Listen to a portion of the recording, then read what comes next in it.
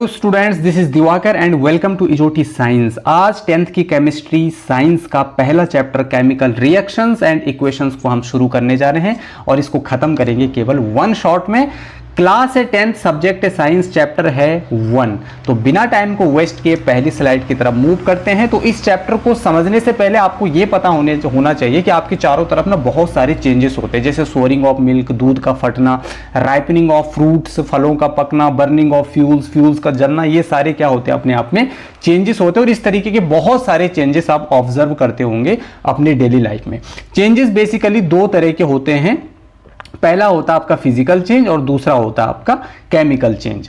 तो जो chemical change होते हैं, जब किसी सब्सटेंस के केमिकल कंपोजिशन में कोई चेंज आता है तो उसको केमिकल चेंज कहते हैं। और जब उसके शेप में, साइज में या उसकी फिजिकल स्टेट में कोई चेंज आता है तो उसको हम फिजिकल चेंज बोलते हैं। केमिकल चेंज में भी उसकी फिजिकल स्टेट में चेंज आ सकता है, कोई बड़ी बात नहीं है। लेकिन फिजिकल चेंज में बेसिकली उसका साइज कम या ज़्यादा हो जाएगा, उसका शेप में चेंज आ जाएगा या उसकी फिजिकल स्टेट क्या हो जाएगी, चेंज हो जाएगी। सॉलिड से लिक्विड, लिक्विड से गैस, फिर गैस से लिक्विड, लिक्विड से सॉलिड, इस तरीके की चीज़ें यहाँ पर ऑब्जर्व होती हैं। फिजिकल चेंज में जैसे आपने कैन को क्या किया, यहाँ पे क्रश किया, तो क्रशिंग अ कैन, ये एक फिजिकल चेंज है। यहाँ पर शेप थोड़ा उसका क्या हो गया, चेंज हो गया और साइज भी थोड़ा कम हो गया। आइस का मेल्ट करना, आइस मेल्ट करके पानी बनाएगा, फिर उसको आप फ्रीज करोगे तो वो आइस बनेगा। तो ये भी एक फिजिकल चेंज है, यहाँ पर फिजिकल स्टेट में चेंज हो रहा है। बॉइलिंग ऑफ वाटर हो गया, मिक्सिंग सैंड विद वाटर हो गया, ब्रेकिंग ग्लास हो गया। यहाँ पर कोई नई चीज नहीं बन रही है। अब यहाँ पर ग्लास टूट रहा है तो यहाँ पर कोई नई चीज नहीं बन रही है। ऐसा नहीं कि ग्लास टूट करके गोल्ड बन गया, नहीं, यहाँ पर ग्लास ही है, लेकिन उसकी शेप में थोड़ा चेंज आ गया, या हम कह सकते हैं साइज में उसका क्या आ गया, चेंज आ गया। टूट करके पहले बड़ा था, अब टूट करके थोड़ा छोटा हो गया, इतना ही चेंज आया। ठीक है, इसी तरीके से यहाँ पर बहुत सारे फिजिकल चेंजेस यहाँ पर दे रखे हैं।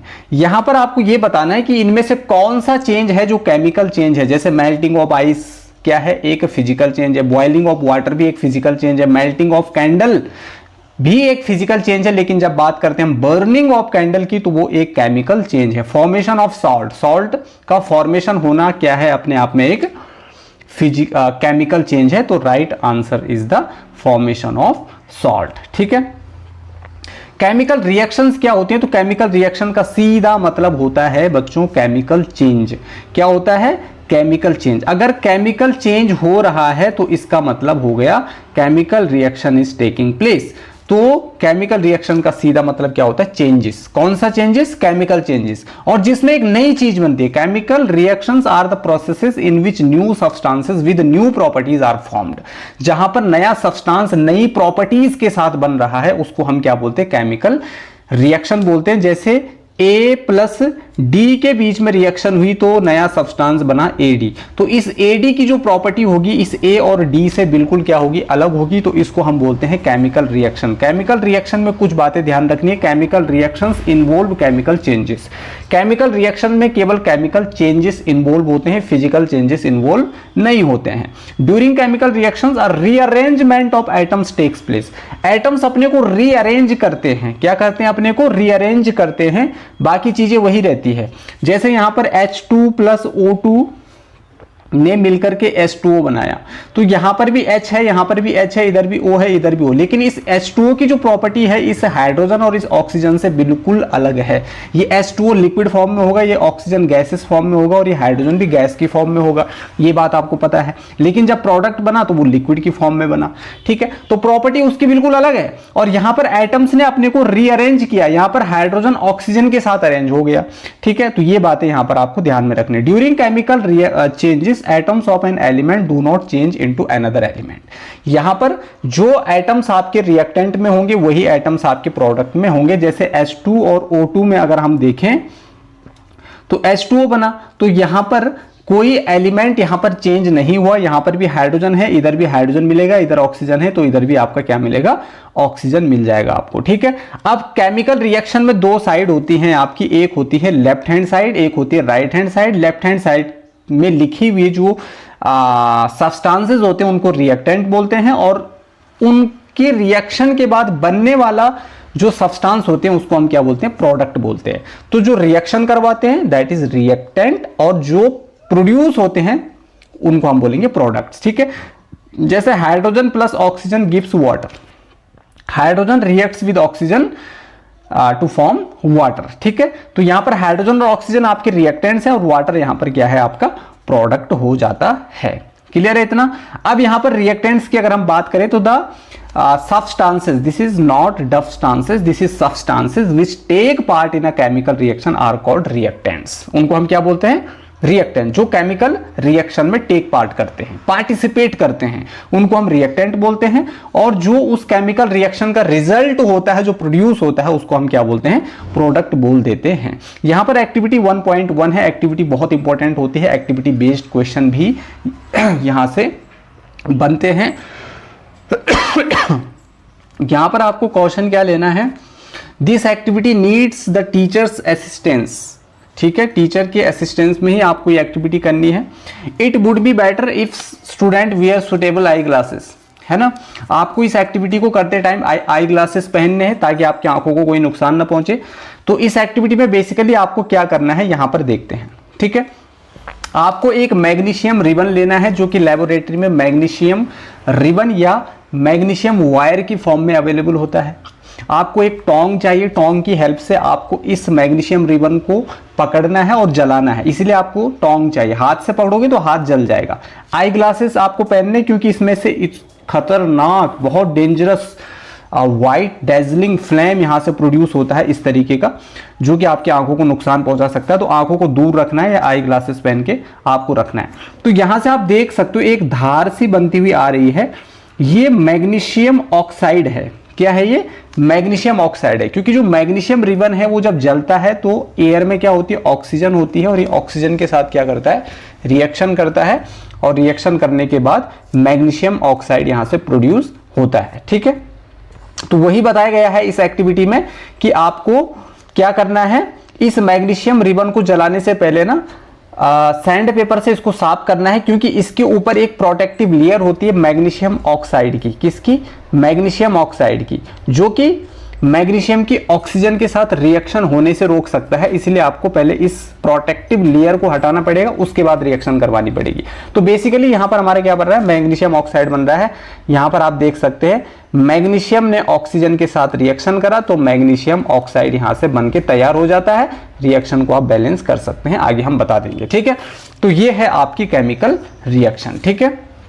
तो when a magnesium ribbon is heated, it burns in air with a dazzling white flame to form a white powder called magnesium oxide। white powder form होता है यहां से, जिसको मैग्नीशियम ऑक्साइड कहते हैं। और यहां पे आप देख सकते हैं मैग्नीशियम किसके साथ कंबाइन कर रहा है, ऑक्सीजन के साथ कंबाइन कर रहा है, जो कि एयर में प्रेजेंट होती है, और क्या बना रहा है, उसके साथ कंबाइन होकर मैग्नीशियम ऑक्साइड बना रहा है। तो मैग्नीशियम ऑक्साइड की जो प्रॉपर्टीज होंगी वो मैग्नीशियम और ऑक्सीजन से बिल्कुल अलग होगी, इसीलिए केमिकल रिएक्शन है। यानी प्रोडक्ट की प्रॉपर्टीज रिएक्टेंट की प्रॉपर्टीज से अलग होगी। Point to be noted is dazzling। dazzling means very bright white light given out during the burning of magnesium ribbon is harmful to the eyes, so we need to wear suitable eye glasses while performing this activity। ये मैंने आपको पहले बता दिया, आपको eye glasses पहनने, क्योंकि इसमें से एक white dazzling लाइट निकल करके आती है, ठीक है। मैग्नीशियम ने ऑक्सीजन के साथ रिएक्शन किया, मैग्नीशियम ऑक्साइड बना, ये आपकी रिएक्शन हो गई। So this is chemical reaction. Why magnesium ribbon is clean bye rubbing with a sand paper before burning. जलाने से पहले मैग्नीशियम रिबन को सैंड पेपर से क्यों साफ किया जाता है, तो मैं आपको बता चुका हूं, क्योंकि मैग्नीशियम जो है एक्सट्रीमली रिएक्टिव मेटल होती है, एक्सट्रीमली रिएक्टिव मेटल होती है।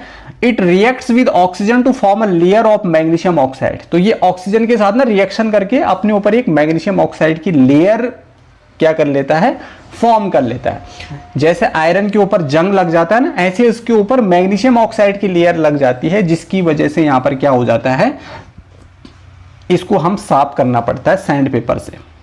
This layer of magnesium oxide is quite stable and prevents further reaction of magnesium with oxygen. तो मैग्नीशियम की ऑक्सीजन के साथ हम इजीली रिएक्शन को करा सके, इसीलिए हमें इसको पहले साफ करना पड़ता है। How do we come to know that a chemical reaction has taken place.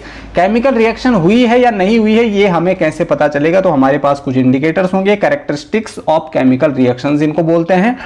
The easily observable features, जिनको हम इजिली अपनी आंखों से ऑब्जर्व कर सकते हो, जब केमिकल रिएक्शन हो रही होती है ना, तो हम कुछ फीचर्स को ऑब्जर्व करेंगे और उन ऑब्जर्वेबल फीचर्स के बेसिस पर हम बोलेंगे कि केमिकल रिएक्शन हुई है या नहीं हुई। अगर उसमें गैस इवोल्व हो रही है, किसी गैस का निर्माण हो रहा है, इवोल्यूशन ऑफ अ गैस, तो हम बोल रहे हैं केमिकल रिएक्शन हो रही है भाई। प्रेसिपिटेट बन रहा है, अभी प्रेसिपिटेट क्या होता है आगे हम बताएंगे, तो इसका मतलब हो रहा है कि केमिकल रिएक्शन हो रही है। कलर में कोई चेंज आ रहा है तो मतलब केमिकल रिएक्शन हो रही है। टेम्परेचर में चेंज आ रहा है तो मतलब केमिकल रिएक्शन हुई है। स्टेट में चेंज आ रहा है तो मतलब केमिकल रिएक्शन हुई है। तो ये कुछ इंडिकेटर्स हैं जो इंडिकेट करते हैं कि ये केमिकल रिएक्शन हो रही है भाई। अब इवोल्यूशन ऑफ अ गैस, इसको आप कैसे समझोगे? जिंक के ग्रेन्यूल्स, मतलब जिंक की रिएक्शन कराइए आप डाइल्यूट सल्फ्यूरिक एसिड के साथ। Zinc reacts with dilute sulphuric acid, aqueous form में है। एक्वस का मतलब होता है क्या? जिसमें पानी हो। तो AQ लिखा हुआ है मतलब इसमें पानी की मात्रा है। जिंक सल्फेट और H2 गैस यहां से इवोल्व होती है। Dilute sulphuric acid react with zinc to evolve hydrogen gas. तो यहां पर क्या होता है? हाइड्रोजन गैस निकलती है। तो इसको हम एक्टिविटी के द्वारा समझेंगे। हमें क्या करना है इस एक्टिविटी में? एसिड को बहुत केयरफुली होकर के पकड़ना, आपको ये कॉशन लेना है, प्रिकॉशन लेना है ताकि आपका हाथ न जले, ठीक है। तो बेसिकली यहां पर आपको एक कॉनिकल फ्लास्क चाहिए। ये आपका पूरा एक कॉनिकल फ्लास्क है। इसमें आपने कुछ जिंक के छोटे छोटे पीसेस रख लिए, जिंक ग्रेन्यूल्स इनको बोलते हैं। इसमें आपने ऐड कर लिया डाइल्यूट सल्फ्यूरिक एसिड। उसके बाद इसके बीच में, इन दोनों के बीच में क्या होगी? रिएक्शन होगी। Add dilute sulphuric acid over zinc granules, we will see the bubbles of hydrogen gas being formed around zinc granules। हम देखेंगे जिंक ग्रेन्यूल्स के अराउंड क्या हो रहे हैं? कुछ बुलबुले उठ रहे हैं, कुछ बबल्स फॉर्म हो रहे हैं। और if we touch the conical flask with our hand, अगर हम अपने हाथ से कॉनिकल फ्लास्क को पकड़ते हैं, थोड़ा टच करते हैं, तो हम देखते हैं कि ये थोड़ा गर्म हो गया है। इसका मतलब क्या है? यहां पर टेम्परेचर में भी चेंज आ रहा है। तो टेम्परेचर में चेंज आना मतलब केमिकल रिएक्शन का होना। और यहां पर बबल्स बन रहे हैं, साथ में ये बबल्स फॉर्म हो रहे हैं, और साथ में हाइड्रोजन गैस भी क्या हो रही है? इवोल्व हो रही है, ठीक है। तो ये सारी चीजें हैं इस रिएक्शन में ऑब्जर्व करने वाले। तो ये ऑब्जर्वेबल फीचर्स हैं। ये क्या है? ऑब्जर्वेबल फीचर्स हैं, ठीक है, जिनको हम ऑब्जर्व कर सकते हैं। अच्छा, फॉर्मेशन ऑफ प्रेसिपिटेट। अब प्रेसिपिटेट कैसे बनता है यहां पर देखिए जरा। प्रेसिपिटेट क्या होता है? सबसे पहले precipitate is the insoluble solid होता है ये, ठीक है। इनसॉल्युबल सॉलिड होता है जो पानी में नहीं घुल पाता है, पानी के नीचे बैठ जाता है, which settles down after the completion of the chemical reaction. Chemical reaction होने के बाद भी ये इस तरीके से नीचे बैठ जाता है, बॉटम में सेटल हो जाता है।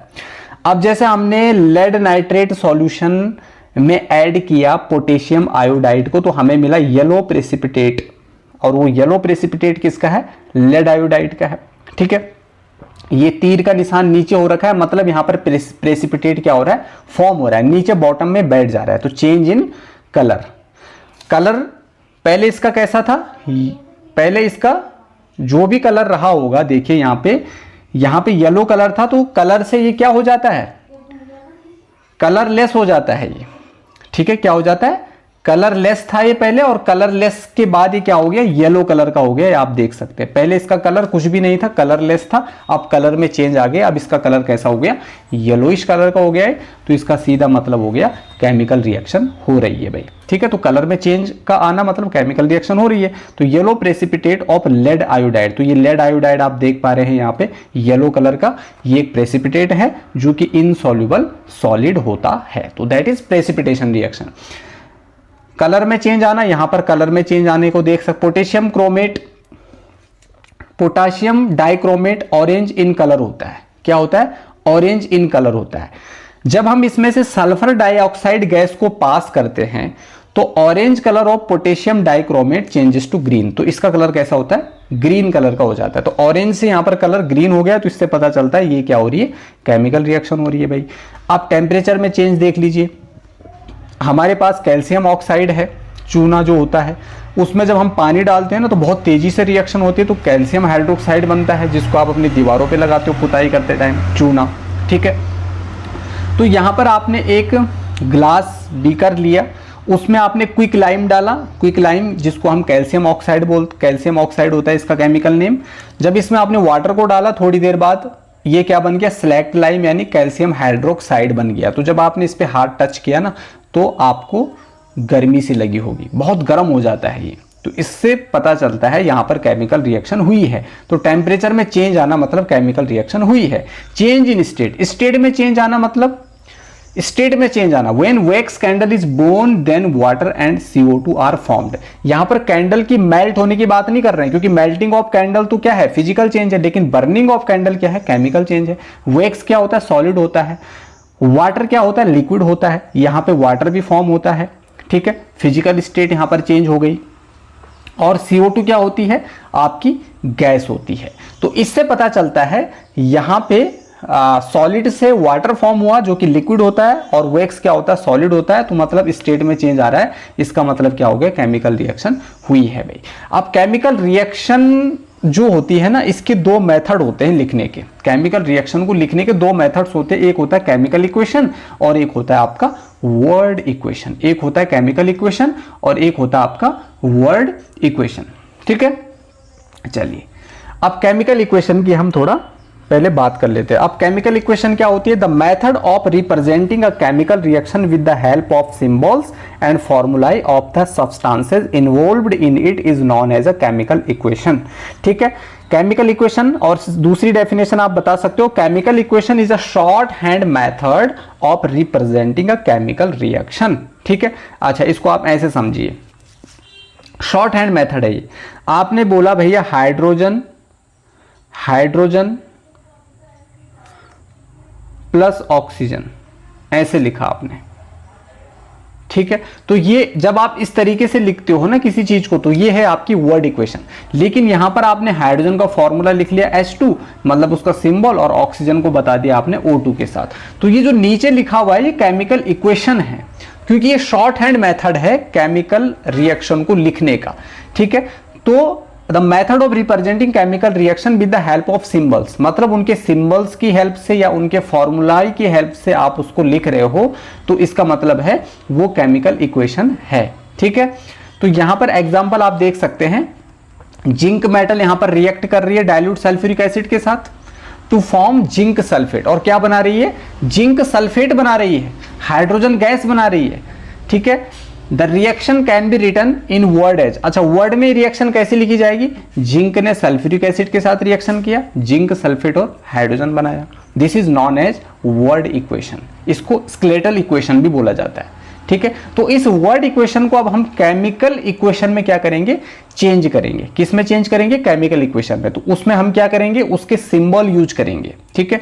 यहां पर जिंक का सिंबल क्या होता है, Zn होता है। सल्फ्यूरिक एसिड का क्या होता है, H2SO4 होता है। जिंक सल्फेट का क्या होता है, ZnSO4 होता है। हाइड्रोजन का क्या होता है, H2 होता है। क्लियर है। तो इनको हम पुट कर देंगे। अब जिंक की जगह में लिख लिया आपने Zn, सल्फ्यूरिक एसिड की जगह में लिख लिया H2SO4, ZnSO4 की जगह में लिख लिया मतलब जिंक सल्फेट की जगह में लिख लिया आपने ZnSO4, और H2 की जगह में हाइड्रोजन की जगह में आपने लिख लिया H2, ठीक है।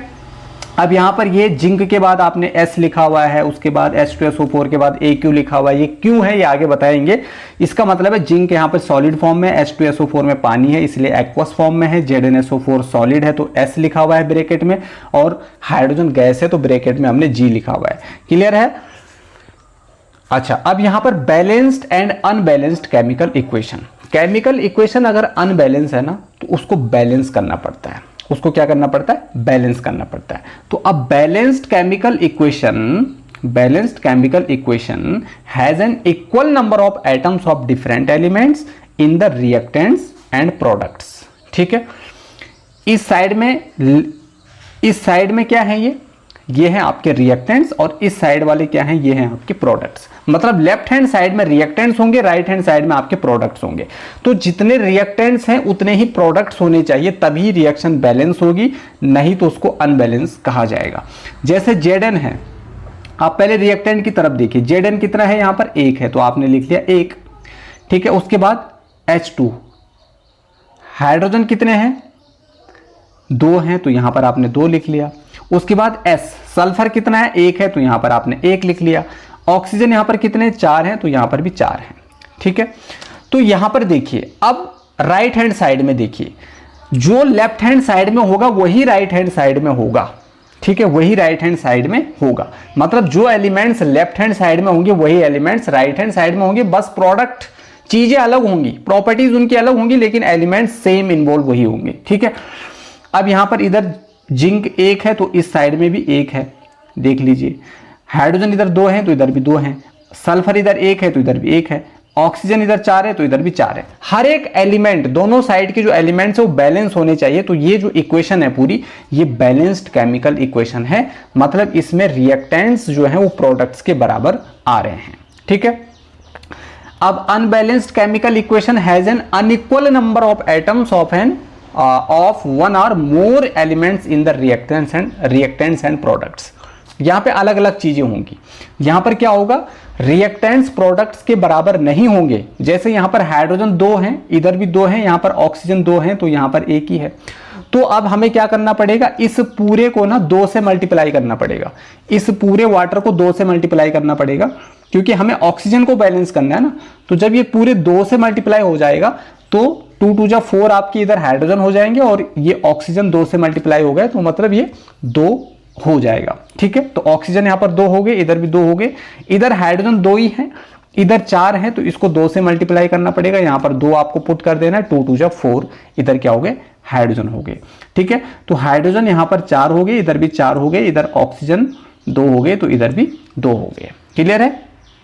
चलिए, law of conservation of mass पर डिपेंड करती हैं ये चीजें। Law of conservation of mass क्या बोलता है कि मास को ना तो आप matter can neither be created nor destroyed in a chemical reaction. Chemical reaction में जो मैटर होता है उसको ना तो आप क्रिएट कर सकते हैं और ना ही आप उसको डिस्ट्रॉय कर सकते हो, या उसका जो मास होता है ना तो आप उसको क्रिएट कर सकते हो ना उसको आप डिस्ट्रॉय कर सकते हो। तो the total, this means that total mass of all the reactants must be equal to the total mass of the products। Reactant का मास किसके बराबर होना चाहिए, प्रोडक्ट्स के बराबर होना चाहिए, तभी इक्वेशन क्या होगी, बैलेंस कही जाएगी। ठीक है, अब यहां पर balancing of chemical equation, the process of making the number of different types of atoms equal on both the sides of an equation is called balancing of equation. Equation को बैलेंस करना सीखिए आप।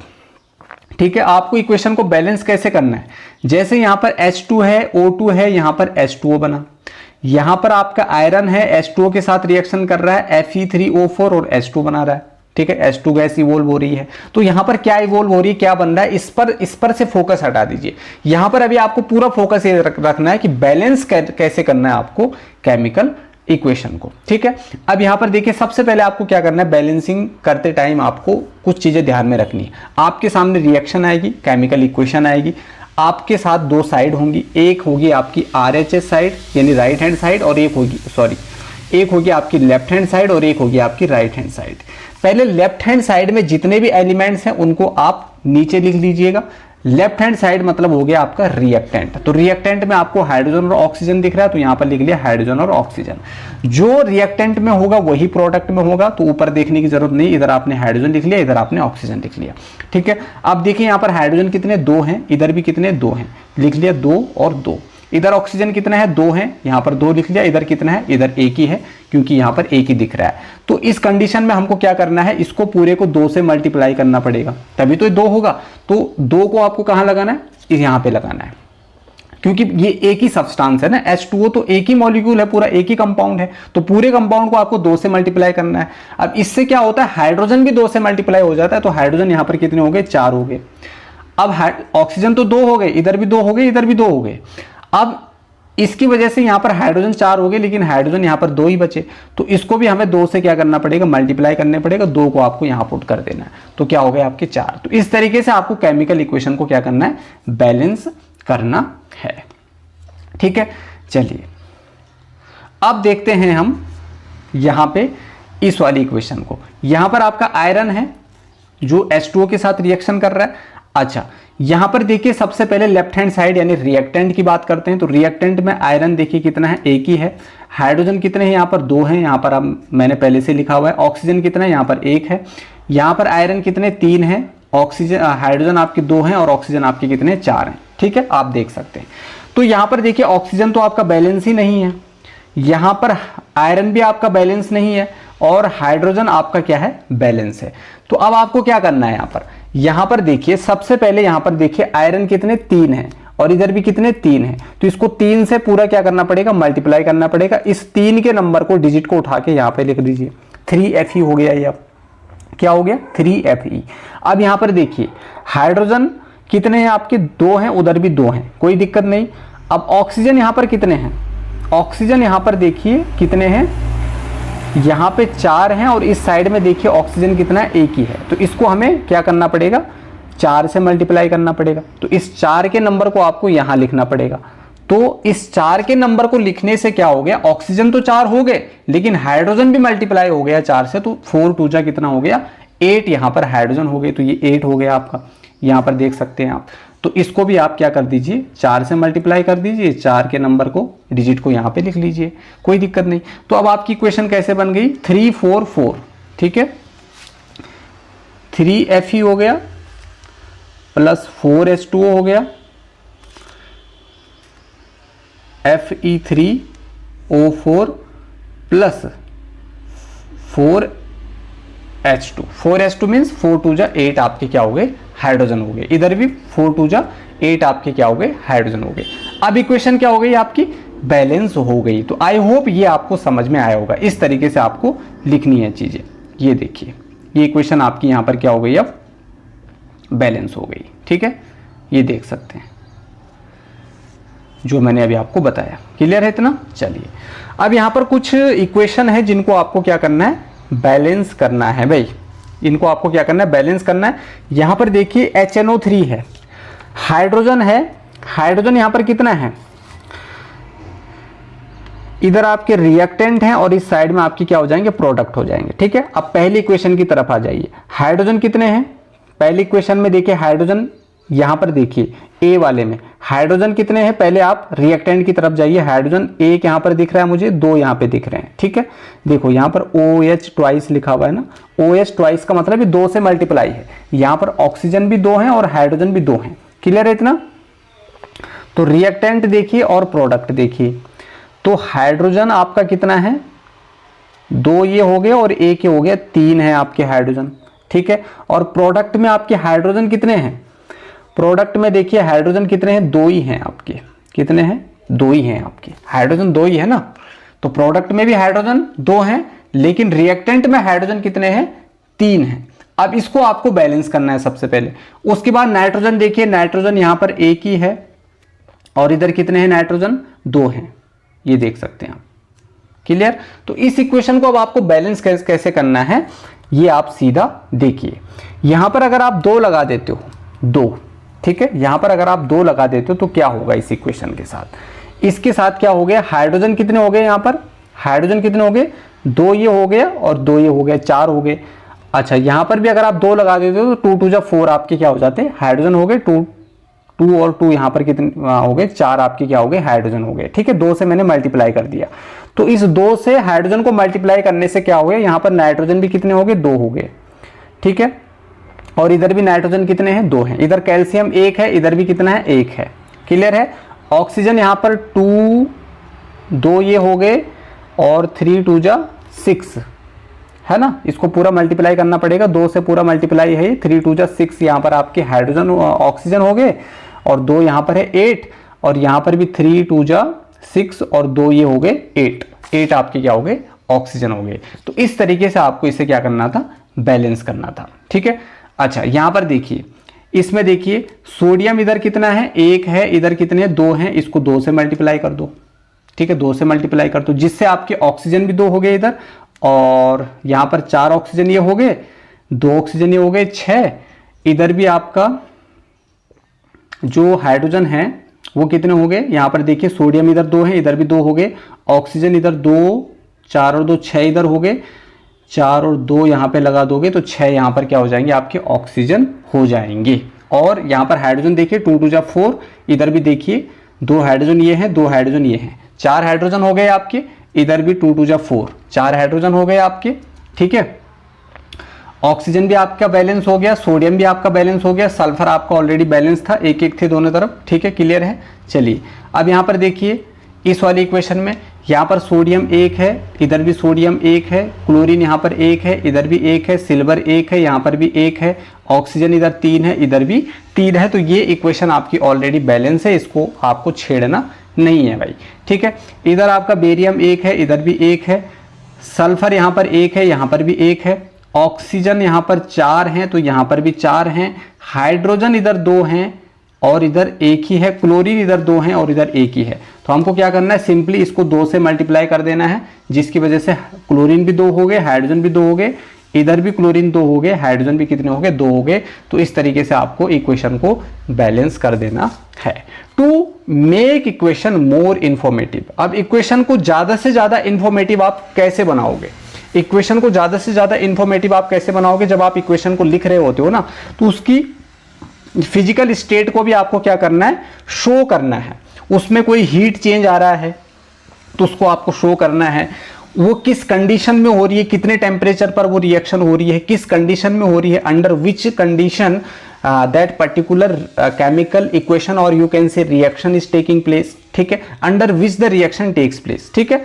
तो यहां पर आप देखिए, जैसे आपने यहां पर लिखा सॉलिड स्टेट, अगर कोई एलिमेंट या कंपाउंड सॉलिड स्टेट में है तो उसके लिए आपको S लिखना है, लिक्विड में L लिखना है, एक्वस यानी पानी है तो AQ लिखना है, गैस में आपको G लिखना है। जैसे यहां पर जिंक आपका सॉलिड फॉर्म में है, सल्फ्यूरिक एसिड आपका एक्वस फॉर्म में है, जिंक सल्फेट आपका सॉलिड फॉर्म में है और हाइड्रोजन आपकी गैसियस फॉर्म में है। क्लियर?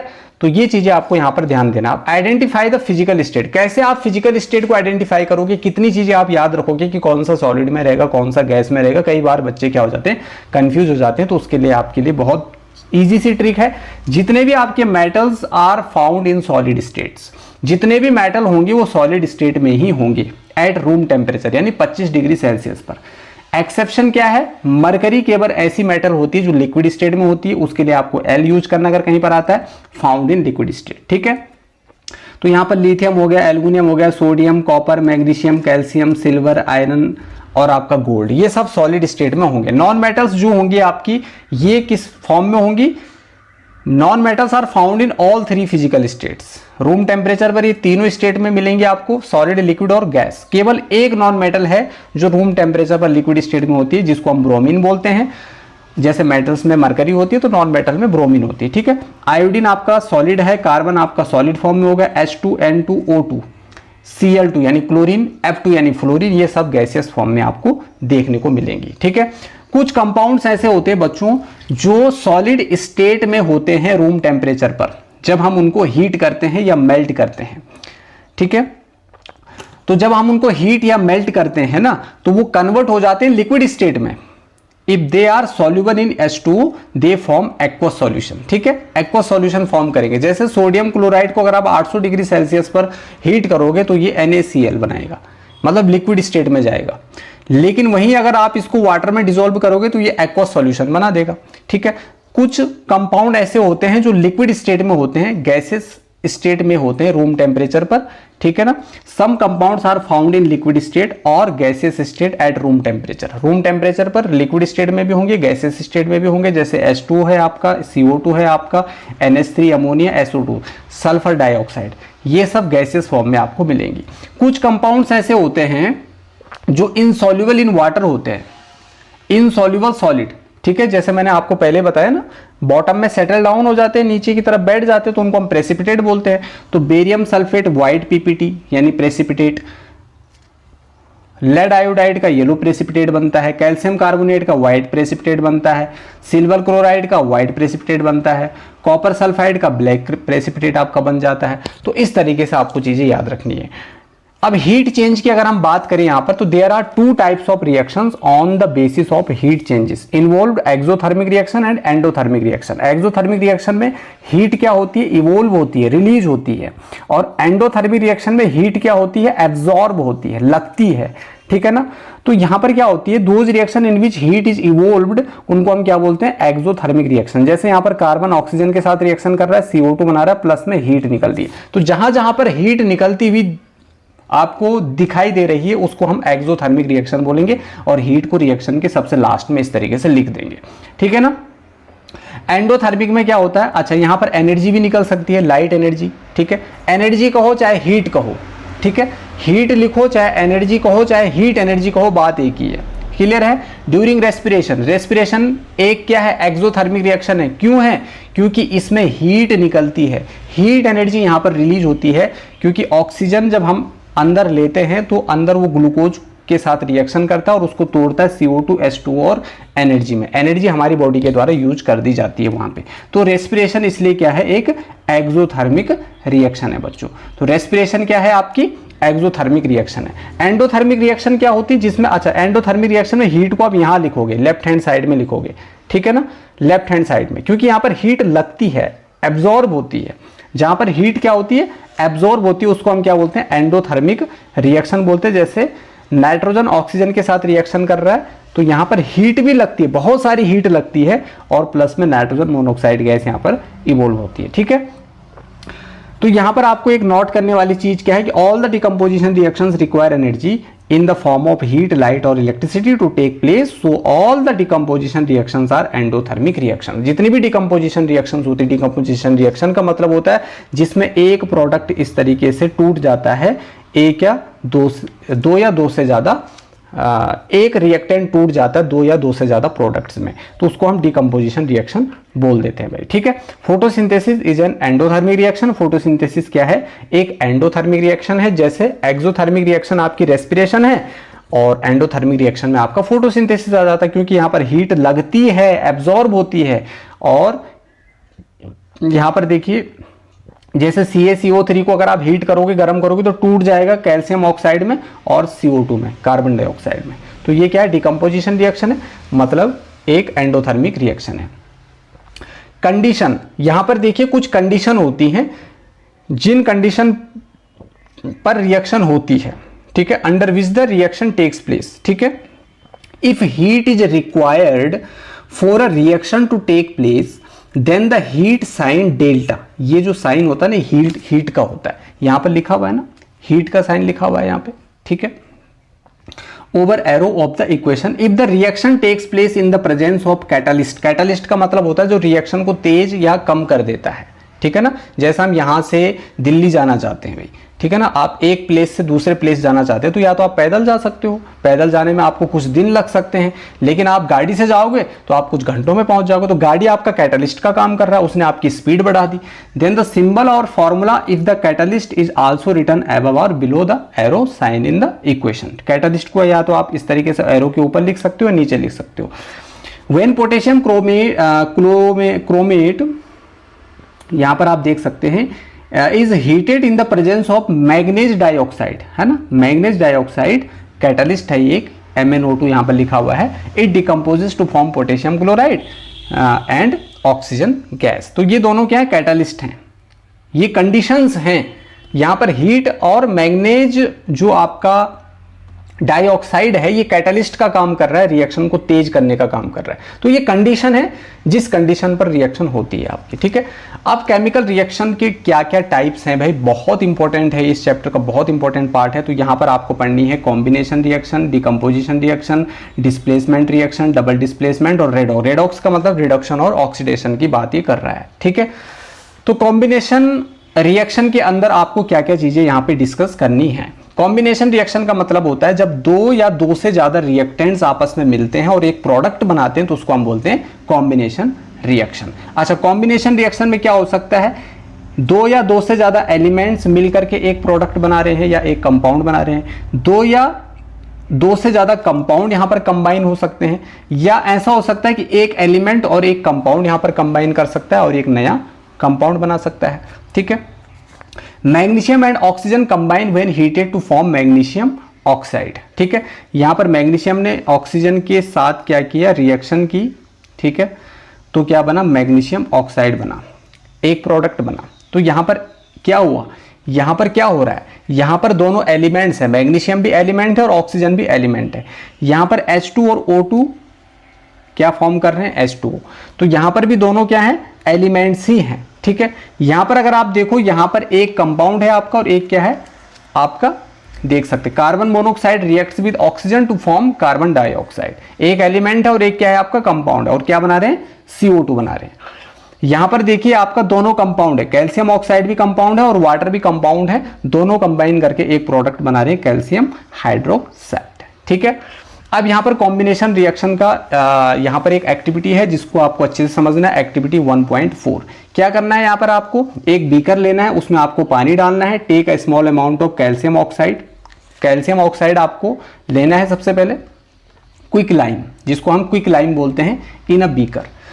स्लोली कैल्शियम ऑक्साइड में आपको पानी ऐड करना है। उसके बाद आप बीकर को जब इस तरीके से टच करोगे तो आपको टेम्परेचर बढ़ता हुआ दिखाई देगा, मतलब टेम्परेचर यहाँ पर क्या हो जाएगा, बढ़ जाएगा, गर्म हो जाएगा ये, ठीक है। तो इसका मतलब ये केमिकल रिएक्शन हो रही है। तो कैल्शियम ऑक्साइड यहाँ पर वाटर के साथ रिएक्शन करेगा, कैल्शियम हाइड्रोक्साइड फॉर्म करेगा। यही है इस एक्टिविटी में बेसिकली, ठीक है। तो जो ये कैल्शियम ऑक्साइड होता है ना, कैल्शियम हाइड्रोक्साइड जो होता है, यहाँ पर क्या बना, यहाँ पर देखिए, यहाँ पर कैल्शियम ऑक्साइड चूना होता है ना, चूना, ये वाटर के साथ आपने मिलाया, कैल्शियम हाइड्रोक्साइड बना, अपनी दीवारों पे आपने उसको लगाया। कैल्शियम हाइड्रोक्साइड को जब आप दीवारों पे लगाओगे तो ये एटमॉस्फेयर की CO2 के साथ रिएक्शन करेगा और कैल्शियम कार्बोनेट बनाएगा, जिसकी वजह से आपकी दीवारें थोड़ी दिन बाद क्या होगी, चमकने लग जाएगी, ठीक है ना। तो ये चीज़ें यहाँ पे होती हैं। ये है आपका कैल्शियम ऑक्साइड, ठीक है। और भी यहाँ पर कुछ एग्जाम्पल्स है, जैसे कार्बन ऑक्सीजन के बीच रिएक्शन CO2 बन रहा है, H2O2 के बीच में रिएक्शन H2O बन रहा है। ये सारे कॉम्बिनेशन रिएक्शन के क्या है भाई, एग्जाम्पल्स हैं, ठीक है। डिकम्पोजिशन रिएक्शन में क्या होगा, यहाँ पर एक रिएक्टेंट होगा, वो टूट करके 2 या 2 से ज़्यादा प्रोडक्ट्स बनाएगा। जैसे यहाँ पर देखिए, कैल्शियम कार्बोनेट को अगर हम हीट कर रहे हैं तो वो कैल्शियम ऑक्साइड और CO2 में क्या हो जा रहा है, ब्रेक डाउन हो जा रहा है, ठीक है। तो इसको हम क्या बोलते हैं, डिकम्पोजिशन रिएक्शन बोलते हैं, ठीक है। तो डिकम्पोजिशन रिएक्शन यहाँ पर 3 तरह की होगी, thermal decomposition, electrolytic decomposition, photochemical decomposition. Thermal मतलब होता है हीट, जब कोई चीज़ हीट के प्रेजेंस में टूट रही है तो उसको थर्मल डिकम्पोजिशन कहेंगे। अगर इलेक्ट्रिसिटी की प्रेजेंस में टूट रही है तो इलेक्ट्रोलाइटिक डिकम्पोजिशन बोलेंगे। और अगर लाइट एनर्जी सनलाइट में टूट रही है तो फोटोकेमिकल डिकम्पोजिशन बोल देंगे उसको, कोई दिक्कत नहीं। तो यहाँ पर आप देख सकते हो CaCO3 हीट दे रहे हैं हम इसको, CaO और CO2 में टूट रहा है, थर्मोलाइसिस हो रहा है। यहाँ पर सिल्वर क्लोराइड को जब सनलाइट में हम रखते हैं तो लाइट एनर्जी में टूट जाता है सिल्वर और क्लोरीन में, इसको फोटोलिसिस बोलेंगे। और यहाँ पर H2O और O2 में टूट रहा है, अगर हम उसमें इलेक्ट्रिसिटी को पास कर रहे हैं तो इसको हम क्या बोलेंगे, इलेक्ट्रोलाइसिस बोलेंगे, ठीक है। तो ये सारी चीज़ें इसमें आती हैं। वही चीज़ें हैं यहाँ पे, आपने यहाँ पर एक एक्टिविटी देखनी है। वैसे एक्टिविटी पर मैंने एक सेपरेट क्लास बना रखी है, लिंक आपको डिस्क्रिप्शन में मिल जाएगी। इस चैप्टर की जितनी भी एक्टिविटीज़ हैं वो सारी उसमें क्या है, कवर्ड है। तो यहाँ पर मैं चीज़ों को फटाफट बता रहा हूँ ताकि आपका टाइम बचे। अगर एक्टिविटीज़ आपको अलग से देखनी है तो वहाँ से आप देख सकते हैं, ठीक है। तो एक्टिविटी में आपको फेरस सल्फेट के क्रिस्टल्स लेने हैं ड्राई बॉइलिंग ट्यूब में, उनका आपको कलर नोट कर देना है, फेरस सल्फेट क्रिस्टल्स के कलर कैसा होता है, ठीक है। तो फेरस सल्फेट के जो क्रिस्टल्स होते हैं उनका कलर कैसा होता है, ग्रीन होता है। और जब उनसे फेरिक ऑक्साइड बनता है तो उसका कलर कैसा हो जाता है, ब्राउन हो जाता है। और मैंने आपको बताया था जब कलर में चेंज आएगा तो मतलब केमिकल रिएक्शन हुई है। तो यहाँ पर एक रिएक्टेंट है आपका और वो 3 प्रोडक्ट में क्या हो रहा है, यहाँ पर ब्रेक कर रहा है, फेरिक ऑक्साइड, सल्फर डाइऑक्साइड और सल्फर ट्राई ऑक्साइड। क्लियर है इतना, चलिए इसको समझ लीजिए। फेरस सल्फेट के जो क्रिस्टल्स होते हैं वो साइंस की लेबोरेटरी में अवेलेबल होते हैं फेरस सल्फेट हेप्टाहाइड्रेट की फॉर्म में। मतलब उसमें क्या होते हैं, 7 वाटर के फिक्स मॉलिक्यूल होते हैं, क्रिस्टलाइजेशन ऑफ वाटर इसको बोला जाता है, ठीक है। तो ये सबसे पहले अपने 7 मॉलिक्यूल्स को क्या करेगा, लॉस करेगा। अगर हम इसको गर्म करेंगे तो उससे पानी जब उसमें से हट जाएगा तो उसको हम बोलेंगे एनहाइड्रस फेरस सल्फेट FeSO4, जो व्हाइट इन कलर होते हैं, ठीक है। एक्टिविटी 1.6 में आपको क्या करना है, नाइट्रेट पाउडर लेना है, आपको लेड नाइट्रेट का पाउडर लेना है। Hold the boiling tube with a pair of tongs and heat it over flame as shown in figure 1.5, ठीक है। तो इसमें से ब्राउनिश कलर का क्या निकलता है, फ्यूम निकलता है भैया। क्या निकलता है, फ्यूम निकलता है, ठीक है। ये है आपका लेड नाइट्रेट, कलरलेस होता है, इसमें ब्राउन लेड ऑक्साइड बनता है, इससे साथ साथ में नाइट्रोजन डाइऑक्साइड और ऑक्सीजन यहाँ पर क्या होती है, प्रोड्यूस होती है। तो नाइट्रोजन डाइऑक्साइड का यहाँ पर क्या निकलता है, ब्राउन फ्यूम इवोल्व होता है, ठीक है। चलिए उसके बाद इलेक्ट्रोलाइसिस ऑफ वाटर, पानी को इलेक्ट्रिसिटी की हेल्प से तोड़ना, उसको हम बोलते हैं इलेक्ट्रोलाइसिस ऑफ वाटर, ठीक है। अब यहां पर देखिए एनोड, यहां पर है एनोड और यहां पर है आपका कैथोड। एनोड जो होता है ये माइनस होता है, कैथोड जो होता है ये प्लस होता है। यहां पर आपने एक बीकर लिया, बीकर में आपने 2 ग्रेफाइट यानी कार्बन की रॉड डाली, 6 वोल्ट की बैटरी से उसको आपने कनेक्ट कर दिया। टेस्ट ट्यूब को आपको ऐसे रखना है ना, उल्टा करके रखना है ताकि ये ग्रेफाइट को ढक ले, और इतना रखना है ग्रेफाइट रॉड को इस तरीके से रखना है आपको कि ये पानी में एमर्ज हो जाए, डूब जाए नीचे तक, ठीक है। तो यहां पर क्या होता है कि एनोड पर बनने वाली गैस कौन सी होगी, यहां पर जो एनोड पर गैस बनेगी वो कौन सी होगी, और कैथोड पर जो गैस बनेगी वो कौन सी होगी। Left side of the carbon rod connected to the positive terminal of battery is called anode. यह है आपका anode, positive terminal of the battery. Right side carbon rod connected to the negative terminal of the battery is called cathode. यह है आपका negative electrode. तो यहां पर देखिए प्लास्टिक का एक मग है, ड्रिल मशीन से आपने इस पर 2 क्या किए, नीचे से छेद किए, रबड़ स्टॉपर लगाए ताकि कोई चीज नीचे लीक ना करे। 6 वोल्ट की बैटरी से इसको कनेक्ट किया। यहां पर एनोड प्लस है, कैथोड आपका माइनस है। एनोड पर बनने वाली गैस कौन होगी और कैथोड पर बनने वाली कौन सी गैस यहां पर होगी। तो कैथोड पर जो गैस बनेगी वो कौन सी होगी, यहां पर क्लियरली यहां पे डायग्राम में आप देख सकते हो। कैथोड पर जो गैस बनेगी वो हाइड्रोजन होगी, एनोड पर जो गैस बनेगी वो ऑक्सीजन होगी। देखो यहां पर स्पेस बहुत कम है तो ऑक्सीजन यहाँ पर कम बनेगी, यहाँ पर स्पेस ज़्यादा है तो ऑक्सीजन का जो वॉल्यूम होगा वो ज़्यादा होगा। इसलिए वाटर का फॉर्मूला होता है H2O। 2 यहाँ पर हाइड्रोजन होता है, 1 यहाँ पर क्या होता है, ऑक्सीजन होता है। तो यहाँ पर रिएक्शन होती है आपकी H2 + O2 गिव्स H2O, ठीक है। तो ये देख सकते हैं आप, रिएक्शन को बैलेंस करेंगे तो इस तरीके से होगा। तो ऑक्सीजन O2 के सामने आपका कुछ भी नहीं लिखा हुआ है, मतलब ये 1 है।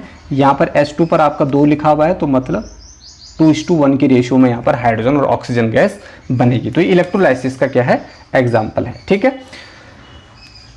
उसके बाद आप देखिए what will happen if burning candle is brought close to the mouth of the test tube. अब उसके बाद आपको टेस्ट ट्यूब, अब आपको कैसे पता चलेगा कि उसमें ऑक्सीजन है और एक में हाइड्रोजन है।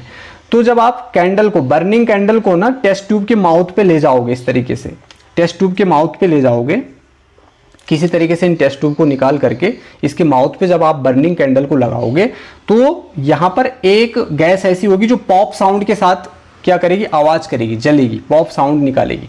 तो मतलब वो क्या है, हाइड्रोजन गैस है। क्योंकि हाइड्रोजन गैस ही एक ऐसी गैस होती है जो पॉप साउंड के साथ जलती है, और ऑक्सीजन गैस थोड़ा, जब बर्निंग कैंडल ऑक्सीजन वाली टेस्ट ट्यूब पर जाएगा तो वो और ब्राइटली जलने लग जाएगा। तो ब्राइटली जलने लग जाएगा मतलब क्या है उसका, कि उसमें ऑक्सीजन गैस है, ठीक है। क्योंकि ऑक्सीजन कंबशन में क्या करता है, हेल्प करता है। तो आई होप ये कॉन्सेप्ट आपको समझ में आ गया होगा। उसके बाद फोटोलाइसिस का भी एग्जांपल देख लो। सिल्वर क्लोराइड को आप जब धूप में रखते हो तो सिल्वर और क्लोरीन में क्या हो जाता है, टूट जाता है। यहाँ पर आपको एक चाइना डिश लेनी है, उसमें सिल्वर क्लोराइड रखना है। जब उसमें धूप पड़ेगी, सनलाइट पड़ेगी, तो वो Ag और Cl में क्या हो जाएगा, टूट जाएगा। और इस रिएक्शन को हम ब्लैक एंड व्हाइट फोटोग्राफी में भी क्या करते हैं, यूज करते हैं, ठीक है। डिस्प्लेसमेंट रिएक्शन, डिस्प्लेसमेंट रिएक्शन को समझने के लिए आपको रिएक्टिविटी सीरीज याद होनी चाहिए। जो यहाँ पर जब हम रिएक्टिविटी सीरीज में नीचे से ऊपर की तरफ जाते हैं तो रिएक्टिविटी बढ़ती है, नीचे आते हैं तो रिएक्टिविटी कम होती है। इसको चैप्टर नंबर 3 में हम अच्छे से डिस्कस करेंगे, मेटल्स और नॉन मेटल्स में, ठीक है। यहाँ पर सबसे ज्यादा रिएक्टिव मेटल है आपकी पोटेशियम, और लीस्ट रिएक्टिव मेटल हो जाएगी यहाँ पे गोल्ड, ठीक है। तो डिस्प्लेसमेंट रिएक्शन में एक एलिमेंट दूसरे एलिमेंट को क्या करता है, रिएक्शन में से डिस्प्लेस करता है भाई, ठीक है। उसको हम क्या बोलते हैं, डिस्प्लेसमेंट रिएक्शन बोलते हैं, जगह लेता है दूसरे की, ठीक है। तो यहां पर देखिए आयरन है, आयरन क्या कर रहा है, copper sulphate, iron plus copper sulphate के बीच में रिएक्शन हो रही है। तो यहां पर आयरन जो है इस कॉपर की जगह ले लेगा और आयरन सल्फेट बना लेगा और कॉपर को बाहर कर देगा उसकी जगह से, तो डिस्प्लेस कर देगा। मतलब ये क्या है, डिस्प्लेसमेंट रिएक्शन है। क्योंकि iron is more reactive than copper, iron यहां पर कॉपर से ऊपर होगा इसीलिए उसको डिस्प्लेस कर रहा है ना। तो Fe मतलब आयरन, यानी उसको फेरम बोला जाता है। तो फेरम जो है यहाँ पे कॉपर नीचे है और फेरम आपका ऊपर है, तो जो ऊपर होगा वो ज्यादा रिएक्टिव होगा नीचे वाले से, ठीक है। तो ऊपर वाला नीचे वाले को क्या कर देगा, डिस्प्लेस कर देगा उसकी जगह में से। तो इसको बोलते हैं बच्चों डिस्प्लेसमेंट रिएक्शन। यहां पर देखिए displacement reaction between iron and copper sulphate solution, पहले ब्लू था, अब यहां पर क्या हो गया, इसका कलर ग्रीनिश कलर का हो गया है, ठीक है। दूसरे एग्जांपल में zinc metal is placed in copper sulphate. अच्छा यहां पर क्या होगा, कॉपर सल्फेट को हमने जिंक के साथ रिएक्शन कराया, तो जिंक सल्फेट और कॉपर यहां पर बाहर हो गया। तो जिंक ने यहां पर कॉपर की जगह ली, मतलब कॉपर को डिस्प्लेस किया, इसीलिए ये डिस्प्लेसमेंट रिएक्शन है, ठीक है।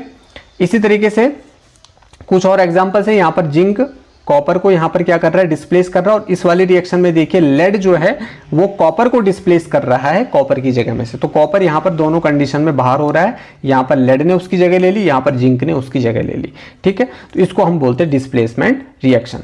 डबल डिस्प्लेसमेंट रिएक्शन में क्या होता है, यहाँ पर 2 बार डिस्प्लेसमेंट होगा, इसीलिए इसको डबल डिस्प्लेसमेंट रिएक्शन बोलते हैं। आयंस यहाँ पर अपने आप को क्या करेंगे, एक्सचेंज करेंगे। जैसे यहाँ पर देखिए AB है, ठीक है, AB और CD के बीच में रिएक्शन हुई, ठीक है। तो क्या बना, CB बना और AD बना, है ना।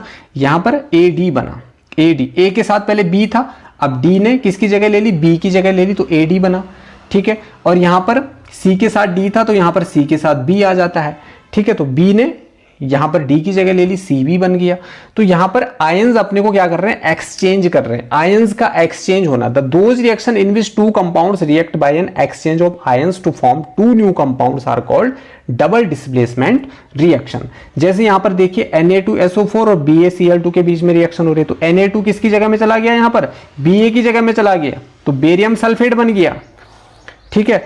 और Na किसके साथ चला गया, Cl के साथ चला गया, तो NaCl बन गया, सोडियम क्लोराइड बन गया। तो 2 बार यहां पर क्या हो रहा है, डिस्प्लेसमेंट हो रहा है, इसलिए यहां इसको हम क्या बोल रहे हैं, डबल डिस्प्लेसमेंट रिएक्शन बोल रहे हैं। तो ये डबल डिस्प्लेसमेंट रिएक्शन की क्या है, एक्टिविटी है, जिसमें आपको 3 ml सोडियम सल्फेट सॉल्यूशन लेना है और दूसरी टेस्ट ट्यूब में आपको 3 ml बेरियम क्लोराइड का सॉल्यूशन लेना है। तो आपको कुछ इस तरीके की रिएक्शन वहां पर देखने को मिल जाएगी, ठीक है। ये कुछ डबल डिस्प्लेसमेंट रिएक्शंस के क्या है, एग्जांपल्स हैं, ठीक है। उसके बाद आता है आपका रेडॉक्स रिएक्शन। रेडॉक्स रिएक्शन का मतलब होता है रेड का मतलब होता है रिडक्शन, ऑक्स का मतलब होता है ऑक्सीडेशन। रेड का मतलब होता है रिडक्शन, ऑक्स का मतलब होता है ऑक्सीडेशन, इसीलिए उसको हम रेडॉक्स रिएक्शन बोलते हैं। जिसमें क्या होता है, रिएक्शन इन्वॉल्विंग, जिसमें ऑक्सीडेशन और रिडक्शन दोनों साथ साथ चलते हैं, उसको हम बोलते हैं रेडॉक्स रिएक्शन, ठीक है। जिसमें एक ऑक्सीडाइज होगा तो एक रिड्यूस होगा। ऑक्सीडाइज कौन होगा, जिसके साथ ऑक्सीजन जुड़ेगी, रिड्यूस कौन होगा, जिसके साथ ऑक्सीजन बिछुड़ जाएगी। क्लियर है। तो यहां पर ऑक्सीडेशन की यहां पर 2 डेफिनेशन आपको याद रखनी है। एडिशन ऑफ ऑक्सीजन, किसी सब्सटेंस है ऑक्सीजन का ऐड होना ऑक्सीडेशन है, या हाइड्रोजन का रिमूव होना भी क्या है, ऑक्सीडेशन है। रिडक्शन क्या है, हाइड्रोजन का ऐड होना रिडक्शन है किसी सब्सटेंस से, और ऑक्सीजन का रिमूव होना या फिर ऑक्सीजन का रिमूव होना किसी सब्सटेंस से, उसको भी हम क्या बोलते हैं, रिडक्शन बोलते हैं। तो oxidation is just the opposite of reduction, ठीक है। ऑक्सीडाइजिंग एजेंट और रिड्यूसिंग एजेंट क्या होंगे, oxidising agent the substance which gives oxygen for oxidation, जो ऑक्सीजन दे रहा है ऑक्सीडेशन के लिए वो ऑक्सीडाइजिंग एजेंट होगा। और जो रिमूव हो रहा है, the substance which removes hydrogen, मतलब जो हाइड्रोजन को रिमूव कर रहा है उसको भी हम ऑक्सीडाइजिंग एजेंट बोलेंगे। रिड्यूसिंग एजेंट क्या होगा, the substance which gives hydrogen, जो हाइड्रोजन दे रहा है रिडक्शन के लिए, या फिर जो ऑक्सीजन को रिमूव कर रहा है उसको हम रिड्यूसिंग एजेंट बोल देते हैं। क्लियर है इतना। एग्जाम्पल देखिए, यहां पर कॉपर ऑक्साइड है, कॉपर ऑक्साइड, और क्या बन रहा है, Cu और H2O बन रहा है। तो कॉपर ऑक्साइड का यहाँ पर डिकम्पोजिशन हो रहा है, कुल मिला के बात ये है। तो कॉपर ऑक्साइड यहाँ पर रिड्यूस हो रहा है क्योंकि यहाँ पर कॉपर के साथ ऑक्सीजन था, यहाँ पर कॉपर अकेला हो गया, ऑक्सीजन इससे बिछुड़ गई और किसके साथ जुड़ गई, H2 के साथ जुड़ गई, जिसके साथ जुड़ गई वो ऑक्सीडाइज हो गया, मतलब H2 is getting oxidise and copper oxide यहाँ पर क्या हो रहा है, रिड्यूस हो रहा है क्योंकि उससे ऑक्सीजन बिछुड़ गई भाई, ठीक है। तो यहाँ पर वही चीज हो रही है, CuO का क्या हो रहा है, यहाँ पर CuO का यहां पर क्या हो रहा है, रिडक्शन हो रहा है, H2 का यहां पर क्या हो रहा है, ऑक्सीडेशन हो रहा है। तो ये रेडॉक्स का बहुत अच्छा एग्जांपल है। सब्सटेंस ऑक्सीडाइज्ड, H2 यहां पर ऑक्सीडाइज हो रहा है, CuO यहां पर रिड्यूस हो रहा है। ऑक्सीडाइजिंग एजेंट यहां पर CuO कॉपर ऑक्साइड है क्योंकि वो ऑक्सीडेशन के लिए ऑक्सीजन दे रहा है, किसको, हाइड्रोजन को। रिड्यूसिंग एजेंट क्या है, यहां पर H2 है क्योंकि वो ऑक्सीजन को रिमूव कर रहा है, किससे, कॉपर ऑक्साइड से। क्लियर है इतना।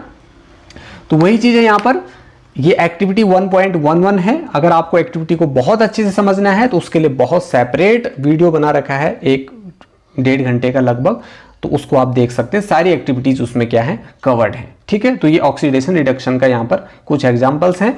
उसके बाद कोरोजन ऑफ मेटल्स आता है, रेंसिडिटी ऑफ फूड आता है, ठीक है।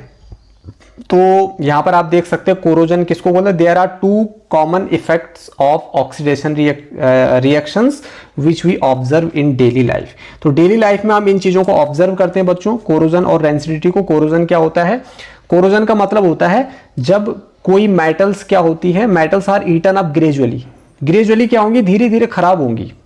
जब ये एयर में हम इनको, जैसे हम लोहे को हम मॉइस्चर में रख देते हैं या हवा में रख देते हैं तो ये क्या हो जाते हैं, कोरोड हो जाते हैं, इनमें जंग लग जाता है, मतलब रस्ट लग जाता है। Rusting of iron metal is the most common form of corrosion, तो वो भी कोरोजन है ना। आयरन पर रस्ट लगना, जंग लगना क्या है, कोरोजन है। ठीक है, तो इसको आपको अच्छे से समझना है। एनसीईआरटी की लाइंस को भी आपको इसके साथ लिंक करके पढ़ना है, वो यहाँ पे आप देख सकते हैं। ठीक है, बाकी इस चैप्टर को मैंने बहुत डिटेल्स अगर आपको पढ़ना है तो 3 घंटे 3.5 घंटे का लेक्चर है, वो भी डिस्क्रिप्शन में आपको मिल जाएगा। ये बहुत शॉर्ट लेक्चर है जहां पर आपको एक तरह से क्विक रिवीजन में करा रहा हूं। रेंसिडिटी क्या है, रेंसिडिटी का मतलब खाने का खराब होना भाई। Oxidation also has damaging effects of food containing fats and oils, है ना। फैट और ऑयल से बने हुए जो फूड मटेरियल्स होते हैं उनका खराब होना। The condition produced by aerial oxidation of fats and oils in foods marked by unpleasant smell and taste is called rancidity. ठीक है, तो रेंसिडिटी कैन बी प्रिवेंटेड या retarded in the following ways. ठीक है, हम उसमें एंटीऑक्सीडेंट यूज कर सकते हैं जिससे फैट और ऑयल से बने हुए जो मटेरियल्स होते हैं। Common antioxidant in foods to prevent the development of rancidity are BHA, है ना। BHA एक कॉमन एंटीऑक्सीडेंट है जिसको हम यहाँ पर यूज कर सकते हैं। ठीक है, rancidity can be prevented by packaging fat and oil containing food in nitrogen gas. देखो ऑयल कंटेनिंग फूड जो होता है ना उसमें नाइट्रोजन गैस फ्लश की जाती है, ठीक है ना, ताकि उसके अंदर के जो कुरकुरे वगैरह हैं, चिप्स वगैरह हैं, वो खराब ना हो जाए। तो वही चीज यहाँ पर बोल रहा है, ठीक है ना। साथ साथ में हम रेफ्रिजरेटर में फूड को रख लेते हैं ताकि वो रेंसिड ना हो। फ्रिज वगैरह में आप उसको कुछ देर के लिए रख सकते हो। तो टेम्परेचर भी एक फैक्टर होता है फूड को बचाने का या बिगाड़ने का, वही चीज है यहाँ पे। ठीक है, उसके बाद यहाँ पर कुछ क्वेश्चंस हैं, इनको आप जो कि आपकी इसके लिए भी मैंने एक सेपरेट वीडियो लेक्चर आपके लिए तैयार किया, उसको आप डिस्क्रिप्शन में जाकर के देख सकते हैं। इस तरीके से ये लेक्चर, ये जो वीडियो है, ये जो क्लास है वो मैं यहीं पे ख़त्म करता हूँ। मिलते हैं हम नेक्स्ट और फ्रेश क्लास में, तब तक के लिए आप हंसते रहिए, मुस्कुराते रहिए, और अगर आप चैनल के लिए नए हैं तो चैनल को आप सब्सक्राइब कर सकते हैं। Thanks for watching.